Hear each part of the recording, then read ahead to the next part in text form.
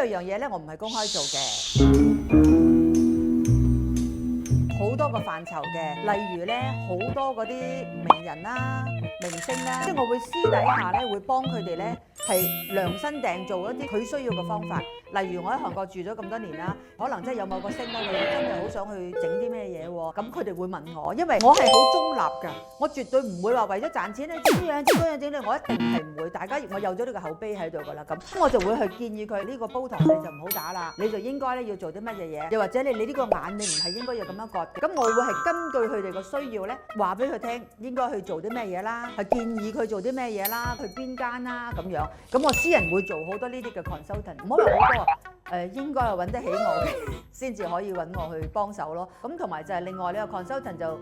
有一啲嘅富豪級朋友都會好奇怪地會問我一啲營商建議啦，或者係一啲嘅投資嘅建議啦。因為佢哋知我諗嘢係比較另類，例如正話講到個 Bitcoin 咁先算啦。